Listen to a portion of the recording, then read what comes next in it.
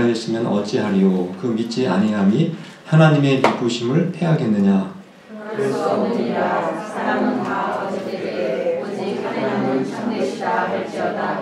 그러므로 주께서 주의 말씀에 의로다 함을 얻으시고 판단 받으실 때에 이기려 하시리라 함과 같으니라. 그러나 우리 불의가 하나님의 의를 드러나게 하면 무슨 말하리요. 내가 사람의 말하는 대로 말하노니 진노를 내리시는 하나님이 불의하시냐. 결코 그렇지 아니하리라. 만일 그리하면 하나님께서 어찌 세상을 심판하시리요. 그러나 나의 거짓말로 하나님의 참되심이 더 풍성하여 그의 영광이 되었다면 어찌 내가 죄인처럼 심판을 받으리요. 그는 그러면 선을 이루기 위하여 악을 행하자 하지 않겠느냐. 어떤 이들이 이렇게 비방하여 우리가 이런 말을 한다고 하니 그들은 정죄받는 것이 마땅하니라. 앉아주시겠습니다. 여러분들은 이 땅을 살아가시면서 가장 힘든 일이 무엇이라고 생각하십니까? 가장 어려운 일이 무엇인 것 같습니까? 제가 아는 분 중에 저희 친척 중에 그런 분이 계신데 이분은 사업만 하면은 손을 대면 항상 실패를 하는 분입니다. 이런 분의 입장에서 봤을 때는 사업을 하고 돈을 버는 일이 세상에서 아마 가장 힘든 일이다 이렇게 생각을 할 것 같습니다. 또 어떤 분들은 책상에 앉아서 공부만 하려고 하면은 바로 즉시 졸음이 오고 5분도 몸이 쑤셔서 앉을 수 없는 분의 입장에서 봤을 때는 아마 세상에서 가장 힘든 일이 공부가 아닐까 그렇게 생각이 됩니다. 또 미국에 이렇게 이민을 오신 분들 중에서 저를 포함해서 가장 힘든 일 중에 하나는 영어가 아닐까 생각이 됩니다. 아무리 해도 잘 늘지 않는 영어 때문에 세상에서 제일 힘든 게 영어인 것 같다 이런 생각이 들 때도 있습니다. 저희가 이제 다음 달 7월이 되면 저희 교회 창립 이제 7주년 개척한 지 벌써 이제 7년이 됩니다. 그동안 7년 동안 저도 이렇게 목회를 하면서 과연 사람들에게 가장 힘든 일이 무엇일까? 가장 어려운 일이 무엇일까? 곰곰이 생각을 해보았습니다. 제가 생각하는 결론은 돈을 버는 일이 힘든 거라고 생각되지도 않고 또 공부도 아니고 영어도 아니라고 생각이 됩니다. 제가 생각할 때 가장 힘든 일은 죄를 회개하는 일이라고 생각을 하게 되었습니다. 우리가 신약과 구약 성경을 쭉 읽다 보면 수많은 인물들이 기록되어 있습니다. 여러분들은 성경에 기록된 인물 중에서 가장 중요한 사람, 한 사람 또는 두 사람만 뽑으라면 누구를 뽑겠습니까? 당연히 예수님이 있습니다. 예수님이 가장 중요하신 분이십니다. 그 다음에 두 번째 사람을 뽑으라고 한다면 침례 요한이라고 볼 수가 있습니다. 왜냐하면 가장 중요하신 VIP가 되시는 예수님을 예비하시고 준비하신 사람이 침례 요한이기 때문에 가장 중요한 사람 중에 한 사람이라고 볼 수가 있습니다. 예수님도 침례 요한보다 더 나은 사람이 없다. 이 땅에 태어난 사람 중에서 그렇게 말할 정도였습니다. 이렇게 가장 중요하신 두 분이 이 땅에 오셔서 가장 먼저 한 말이 있습니다. 가장 먼저 한 말이 가장 중요한 말이 아니겠습니까? 한번 그 마태복음 3장 1절에서 2절 말씀 잠깐 한번 보시겠습니다. 다음 스크린 잠깐 보여주시겠습니다. 앞에 나와 있는 말씀은 바로 침례 요한이 이 땅에 와서 처음 한 말입니다. 제가 한번 읽어드리겠습니다. 그때 침례 요한이 이르러 유대 광야에서 전파하여 말하되 회개하라 천국이 가까이 왔느니라 하였으니 침례 요한의 첫 번째 공식 설교가 바로 죄를 회개하라는 내용이었습니다. 그 다음에 예수님께서 이 땅에 오셔서 처음 하신 말씀은 우린 뭐라고 기억하시는지 모르지만 마태복음에 역시 우리에게 말씀해주고 있습니다. 바로 4장 17절 말씀에 있습니다. 이때부터 예수께서 비로소 전파하여 이르시되 회개하라 천국이 가까이 왔느니라 하시더라. 침례 요한이나 예수님 모두 첫 번째로 하신 공식 설교 그 내용이 죄를 회개하라는 내용이었습니다. 즉 침례 요한이나 예수님 모두 천국에 들어가기 위한 첫 번째 조건이 뭐라는 것입니까? 회개라는 것입니다. 사실은 예수님을 믿는 것보다 더 힘든 게 회개입니다. 왜냐하면 회개하지 않고는 예수님을 믿을 수가 없기 때문에 그래서 예수님도 이 땅에 오셔서 나를 믿으라고 말씀하시기 전에 먼저 회개하라는 말씀을 더 먼저 하셨다는 것을 우리가 알 수가 있게 됩니다. 회개해야만 우리는 믿는 단계로 넘어갈 수가 있습니다. 바울은 로마서 1장을 통해서 이방인들의 죄를 지적을 했습니다. 이방인들이 어떤 죄를 지었는지 쭉 우리에게 말씀해 주었습니다. 그리고 로마서 2장에서는 유대인들의 죄가 무엇인지를 자세하게 설명하고 지적을 했습니다. 근데 유대인들이 바울의 지적을 듣는 과정에서 자존심이 많이 상했습니다. 바울은 유대인들이 특별히 자랑으로 생각하는 세 가지 자랑거리를 아주 신랄하게 비판을 했습니다. 그 세 가지가 무엇인지 잠깐 스크린 먼저 보시겠습니다. 앞에 나와 있듯이 바로 혈통, 할례, 율법, 이 세 가지는 유대인들이 가장 자랑스럽게 생각하는 그런 것들이었습니다. 첫 번째는 유대인들이 혈통을 자랑했는데 이 바울이 그들의 혈통을 자랑하지 말라고 비판을 했습니다. 유대인들이 아무리 아브라함의 자손임을 주장하고 그들의 혈통을 자랑한다 할지라도 하나님 말씀을 순종하지 않으면 그게 아무 소용이 없다. 너희 족보 자랑하지 말라. 이렇게 지적을 해줬습니다. 두 번째는 유대인들의 육신의 할례를 자랑했습니다. 할례를 받는다는 뜻은 다른 말로 하면 하나님의 언약 백성이 된다는 뜻입니다. 그러나 바울은 너희들이 아무리 육신의 할례를 받았어도 마음의 할례를 받지 못하고 하나님 말씀을 순종하지 아니하면 그런 육신의 할례는 아무 소용이 없는 것이다. 또 역시 그렇게 유대인들이 할례 자랑하는 것을 비난을 했습니다. 마지막으로 유대인들은 율법을 가지고 있는 것을 자랑했습니다. 그러나 바울은 너희가 아무리 율법을 가지고 있다 할지라도 율법을 지키며 살지 않는다면 양심을 가지고 있지만 양심을 가지고 있는 이방인들보다 그들이 정직하게 살아가는 이방인들보다 너희가 나을 게 하나도 없다. 그렇게 그들의 자존심을 건드렸습니다. 유대인들이 이렇게 바울의 이야기를 듣다 보니까 너무나 기분이 나빴습니다.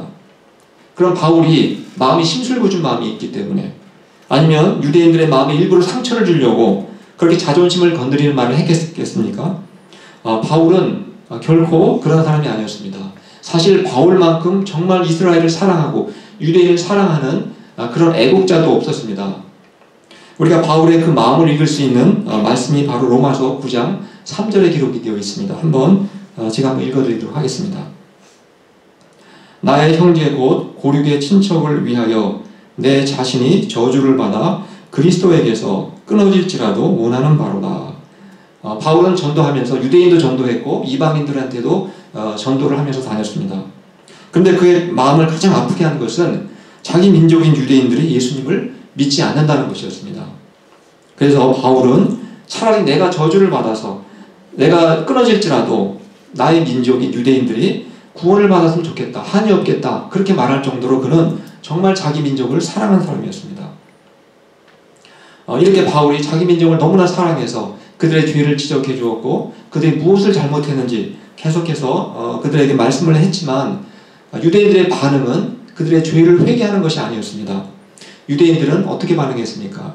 변명하고 책임을 전가하고 그리고 궤변을 일삼았다는 사실입니다. 우리가 한번 유대인들이 어떤 변명을 했는지 첫 번째 변명이 무엇인지 그 다음 구절인 로마서 3장 3절 말씀을 우리 같이 한번 읽어보도록 하겠습니다. 시작. 어떤 자들이 믿지 아니하였으면 어찌하리요? 그 믿지 아니함이 하나님의 미쁘심을 패하겠느냐? 사실 로마서 이 3장 1절에서 8절까지 말씀이 로마서 전체에서 가장 해석하기 어려운 구절이기도 합니다. 저도 2주 동안 머리를 싸매고 말씀을 계속 좀 묵상하고 또 이제 연구를 했습니다. 우리 이 말씀을 좀 더 쉽게 설명을 드리도록 하겠습니다. 아담과 하와가 에덴 동산에서 행복하게 살았지만 그만 선악을 알게 하는 그 나무의 열매를 따먹게 되어서 죄를 범했습니다. 그래서 우리 인간에게 불행이 찾아오게 되었습니다. 우리가 이렇게 창세기 2장을 보면 이런 말씀이 기록이 되어 있는데 3장과 2장에 기록되어 있습니다. 근데 사람들이 여기 창세기에 나와 있는 이런 아담의 이야기를 읽게 되면 그 머릿속에 어떤 생각이 제일 먼저 떠오르는 것 같습니까? 아마 여러분들도 처음 예수님을 믿고 나서 창세기를 읽다가 아담과 하와가 선악과를 먹고 범죄하는 이 장면을 읽으실 때 어떤 생각이 떠오르셨습니까? 하나님이 금하신 열매를 먹은 그 인간 아담을 탓하기보다는 선악과를 만드신 바로 하나님을 우리는 탓하고 하나님을 원망할 때가 많다는 사실입니다. 왜 하나님이 그러한 나쁜 나무를 만들어가지고 인간으로 하여금 죄를 짓게 만들었느냐 우리 이렇게 생각을 하게 됩니다. 그래서 사람들은 이러한 이야기를 보면서 자신의 죄를 회개하기보다는 먼저 하나님께서 죄를 짓게 만든 원인을 제공했다라고 그렇게 하나님을 따지고 하나님을 원망할 때가 많다는 사실입니다. 그러나 우리가 이런 말씀을 읽으면서 우리가 정말 가져야 되는 자세는 무엇인 것 같습니까? 겸손한 마음으로 나의 죄를 진실하게 회개하는 것이 우리에게 가장 필요하다는 사실입니다. 아무리 하나님을 원망하고 따져봐야 아무런 나에게 유익이 없다는 사실입니다. 또 다른 예를 한번 설명을 드리면 하나님이 애굽에서 400년 동안 종살이하던 이스라엘 백성을 구원해 내셨습니다. 모세를 통해서 광야로 구원해 내셨습니다. 너무나 기뻤습니다. 그런데 막상 애굽에 나와 보니까 광야 생활이 만만치가 않았습니다.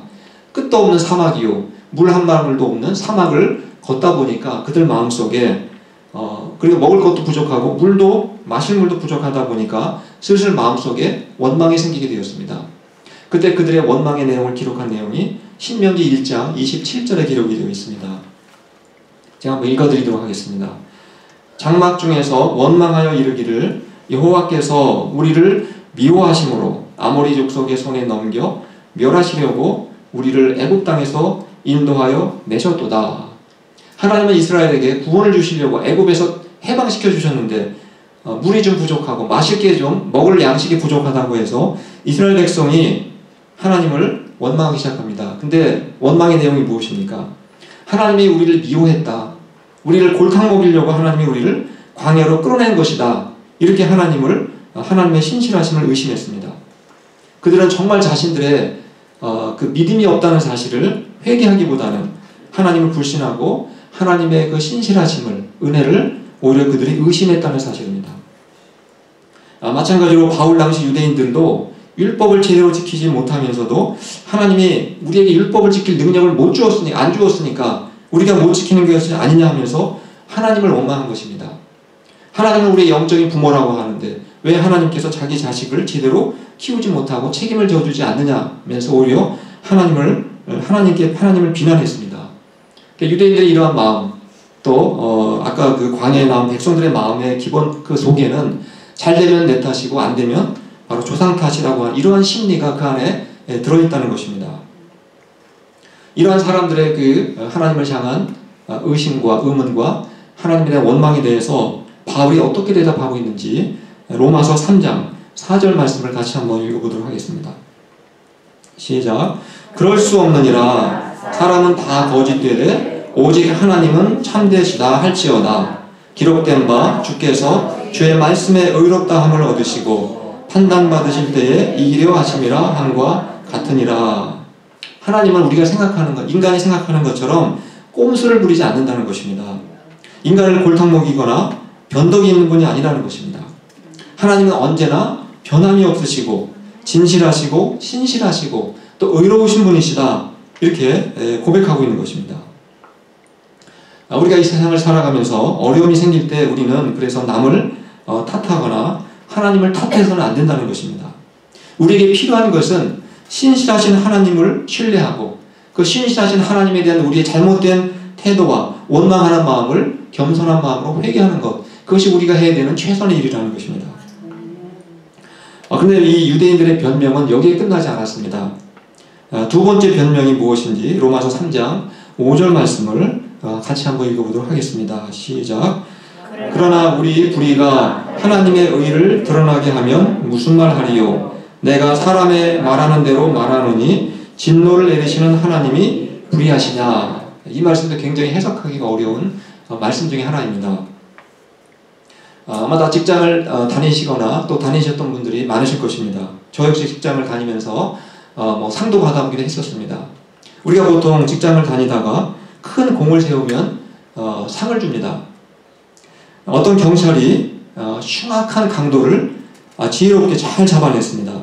그래서 나라에서 그 흉악한 강도를 잡은 경찰의 공을 인정해서 그 경찰에게 큰 상을 주었습니다. 그리고 승진까지 시켜주었습니다. 그런데 그때 그 경찰에게 붙잡힌 강도가 갑자기 자기를 풀어달라고 요청을 한 것입니다. 왜 요청을 했겠습니까? 그 경찰이 큰 상을 받고 승진한 이유가 자기 때문이라는 것입니다. 자기가 강도짓을 했기 때문에 경찰이 나를 붙잡게 되었고 상을 받은 것이 아니냐. 나는 벌을 받을 이유가 없다. 오히려 나를 칭찬해달라. 이렇게 주장을 한 것입니다. 여러분, 이 강도의 말이 일리가 있습니까? 논리적인 것입니까? 이런 강도의 말을 우리가 궤변이라고 하는 것입니다. 예, 강도에게 필요한 것은 이렇게 궤변을 늘어놓는 것이 아니라 진실하게 자기의 죄를 회개해야 되는 것입니다. 우리가 또 다른 예를 한번 들어본다면 창세기에 보시면 요셉의 이야기가 기록되어 있습니다. 요셉은 형제들의 시기를 받아서 애굽의 노예로 팔려가게 됩니다. 노예로 팔려가가지고 그가 이제 애굽의 그 높은 신하의 집에서 일을 잘해가지고 총무가 됩니다. 그러나 모함을 받고 어떻게 됩니까? 감옥에 들어가게 됩니다. 근데 감옥에 들어갔더니 애굽의 신하가 그 안에 들어오게 되었고 그들의 꿈을 해몽하게 됩니다. 근데 해몽을 너무 잘해주었습니다. 결국은 나중에 2년 후에 바로의 꿈을 해몽할 수 있는 기회가 부여가 됩니다. 그래서 어떻게 됩니까? 요셉이 세계 최강국인 애굽의 국무총리가 됩니다. 결국 형들이 요셉을 노예로 팔았는데 그 결과로 어떻게 된 것입니까? 요셉이 국무총리가 된 것입니다. 그렇다면 요셉을 노예로 팔아넘긴 형들은 이제 더 이상 죄가 없는 것이겠습니까? 그들은 이제 죄를 회개할 필요가 없다고 생각하십니까? 요셉이 총리가 되었으니까 오히려 큰 공을 세웠고 상을 받아야 한다 이렇게 주장한다면 이게 말이 되겠습니까? 이건 역시 궤변이라는 것입니다. 요셉의 형들에게 필요했던 것은 그런 궤변을 늘어놓는 것이 아니라 자신들의 죄를 진실하게 회개하는 것이라는 것입니다. 물론 성경에 보면 요셉의 형들이 이런 궤변을 늘어놓지는 않습니다. 그들은 겸손하게 회개를 했습니다. 이러한 궤변의 핵심은 바로 인간이 아무리 죄를 지어도 하나님은 인간을 심판할 수 없다 이런 논리인 것입니다. 강도짓을 많이 한 일 때문에 경찰이 상을 받았고 또 요셉의 형들이 요셉을 팔아넘겼기 때문에 결국은 총리가 되었기 때문에 죄를 지은 인간은 벌을 받을 이유가 없다. 바로 이렇게 이러한 논리가 이러한 사람들의 생각인 것입니다. 마찬가지로 인간이 죄를 지으면 더 지을수록 하나님이 오히려 더 선하신 분으로 그리고 더 좋으신 분으로 돋보이게 된다면 하나님 역시 인간의 죄를 심판해서는 안 됩니다. 이렇게 주장했다는 것입니다. 바로 유대인들은 이러한 변명과 궤변을 늘어놓으면서 결국은 죄를 회개하지 않았다는 것입니다. 이런 궤변에 붙잡힌 사람이 어떻게 죄를 회개할 수가 있겠습니까? 즉 인간은 죄를 지으면 죄를 인정하고 회개하기보다는 이렇게 자꾸 죄를 변명하고 책임을 하나님께 때로 넘기기도 하고 또는 궤변을 늘어놓으면서 죄를 합리화하기를 좋아한다는 것입니다. 이러한 마음이 인간 속에 사실 다 있다는 것입니다. 그래서 사람들은 죄를 짓고도 회개하기보다는 회개를 거부하고 또 싫어하는 이러한 특징을 갖게 된다는 사실입니다. 근데 유대인들이 이렇게 죄를 회개하지 않았던 또 다른 이유가 있었습니다. 그들은 바울이 전하는 복음을 많이 들을 기회가 많았습니다. 그들이 어떤 오해를 했는지 로마서 3장 8절의 말씀을 같이 한번 읽어보도록 하겠습니다. 시작. 또는 그러면 선을 이루기 위하여 악을 행하자 하지 않겠느냐. 어떤 이들이 이렇게 비방하여 우리가 이런 말을 한다고 하니 그들은 정죄받는 것이 마땅하니라. 바울은 기독교 복음을 유대인들에게도 전했고 이방인들에게 다 전했습니다. 근데 바울의 복음의 핵심이 무엇이라고 알고 계십니까?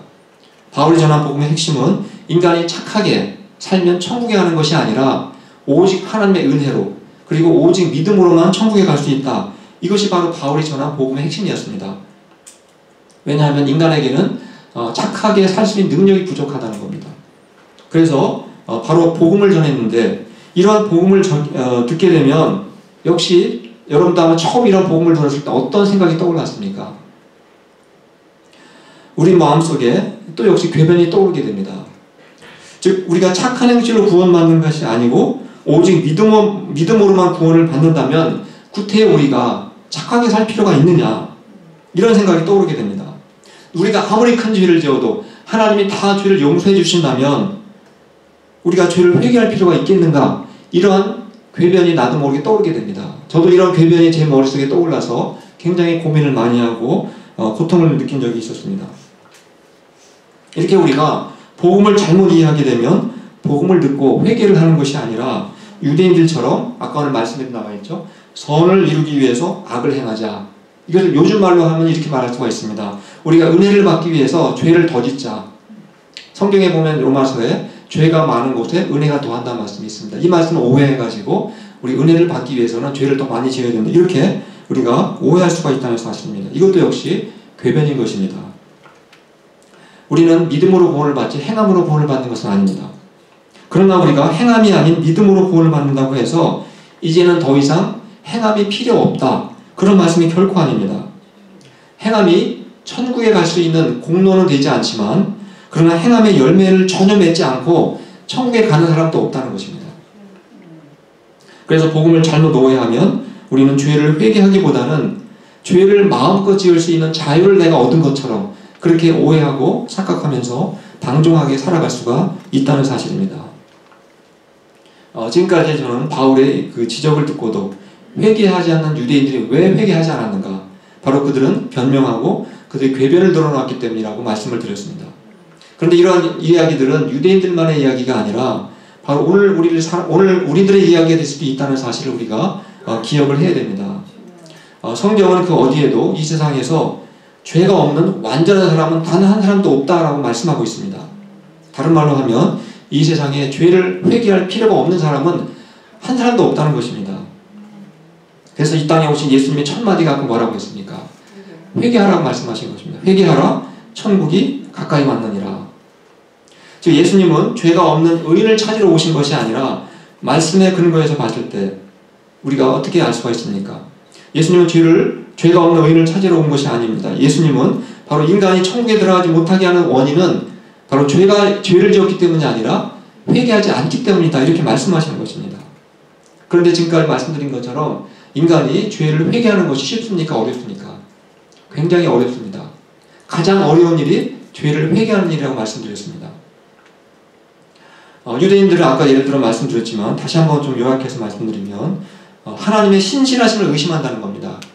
사람들은 죄를 짓고도 하나님의 신실하심을 의심하시고 변명과 궤변에 빠진다는 겁니다. 죄에 대한 책임을 나에게 돌리지 않고 항상 하나님께 돌립니다. 그리고 하나님께서 사람을 만드셨으면 처음부터 죄를 짓지 않는 완전한 인간을 만드시지 왜 선악과를 만들어서 우리로 하여금 죄 짓게 만들었습니까? 라고 하나님의 신실하심을 우리가 의심하고 하나님을 원망한다고 말씀드렸습니다. 우리가 이러한 생각을 하는 한 어떤 누구도 죄를 회개할 수가 없습니다. 죄를 짓고도 남을 탓하고 하나님을 탓하고 원망하다가 우리의 마음은 점점 강팍해진다는 사실입니다. 나중에는 우리가 회개를 하고 싶어도 회개가 되지 않습니다. 그러한 상태까지 우리의 마음이 변할 수 있다는 것을 우리가 기억을 해야 됩니다. 두 번째, 회개하기 힘든 이유가 무엇이라고 했습니까? 그것은 바로 복음을 잘못 이해하게 될 때, 우리도 마찬가지인 겁니다. 우리는 복음을 알고 있는 사람들이지만 내가 복음을 잘못 깨닫게 되고 잘못 해석하게 되면 역시 우리도 죄를 회개하지 않는 사람이 될 수 있다는 것입니다. 아까 행함이 아니라 믿음으로 구원을 받는다는 말씀은 우리가 죄를 마음껏 지을 수 있는 자유를 보자는 것이 아니다라고 말씀드렸습니다. 여러분 유명한 야고보의 말씀 기억하실 것입니다. 야고보가 뭐라고 말씀했습니까? 행함이 없는 믿음은 죽은 것이다 라고 말씀을 했습니다. 이 말씀은 행함이 있어야 구원을 받는다는 말씀이 아닙니다. 행함이 우리의 구원의 공로는 될 수 없지만 그러나 행함이라고 하는 열매를 하나도 맺지 않고 하나님 나라에 들어갈 수도 없다는 것을 우리에게 말씀하고 있는 것입니다. 그래서 복음을 믿는 신자들은 죄를 짓지 않는다는 것이 아닙니다. 복음을 믿는 신자들은 죄를 지었다 할지라도 죄를 합리화하지 않고 죄를 발견할 때마다 변명하지 않고 회개하는 마음을 갖는 사람이 참 신자의 모습이라는 것입니다. 우리가 복음을 믿고 구원을 받으면 우리가 죄를 짓지 않고 회개할 필요가 없어지는 것이 결코 아닙니다. 우리가 예수님을 믿게 되면 아무리 작은 죄를 할지라도 그냥 넘어가지 않고 회개하는 마음을 갖게 된다는 것입니다. 이러한 마음을 우리가 성경에서 부드러운 마음이라고 하는 것이고 새 마음이라고 하는 것이고 온유한 마음이라고 하는 것입니다. 우리가 인생을 살아가면서 우리가 이해할 수 없는 정말 고난을 당할 때도 있고 어려움을 겪을 때가 많습니다. 그럴 때 여러분들은 하나님을 원망하거나 하나님의 신실하심을 의심하지 마시기 바랍니다. 사람은 거짓되지만 하나님은 언제나 진실하시고 참되시다고 오늘 말씀하고 있습니다. 또 우리가 혹시라도 연약해서 우리도 죄를 지을 수 있다고 했습니다. 우리가 죄를 지어서 넘어졌다면 남을 탓하거나 하나님을 탓하지 마시기 바랍니다. 그럴 때 우리가 해야 될 일은 무엇이겠습니까? 그냥 겸손하게 주님 앞에 우리가 죄를 회개하는 것이 우리가 해야 될 최선의 일인 것입니다. 하나님은 죄인을 위해서 자신의 아들을 십자가에 죽게 하실 만큼 우리를 사랑하셨다는 것을 입증해 보여주셨습니다. 이렇게 신실하신 하나님을 우리가 언제나 신뢰하시고 날마다 말씀과 성령의 능력을 힘입어서 우리가 죄와 싸워 승리하시고 그리고 평안과 기쁨을 누리시면서 항상 신실하게 주님처럼 하나님처럼 살아가실 수 있기를 간절히 축원합니다. 기도하겠습니다. 하나님 아버지, 유대인들은 죄를 지적하는 바울의 말씀을 듣고 겸손하게 회개하기보다는 하나님의 신실하심을 의심하고 또 변명하고 책임을 심지어 하나님께 전가하며 이상한 궤변을 늘어놓고 말았습니다. 저희도 말씀을 읽고 들으면서 나의 죄와 허물을 지적하는 말씀을 들을 때마다 우리가 강팍한 마음을 품기보다는 겸손한 마음으로 그때그때 아무리 작은 죄라 할지라도 회개하면서 새로운 마음, 부드러운 마음, 온유한 마음으로 살아갈 수 있도록 도와주시옵기를 원합니다.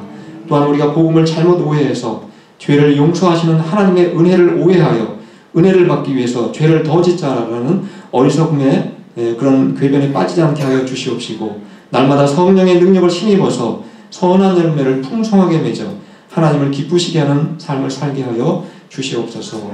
오늘도 저희에게 물질과 또 시간과 은사를 선물로 주신 하나님께 감사드립니다.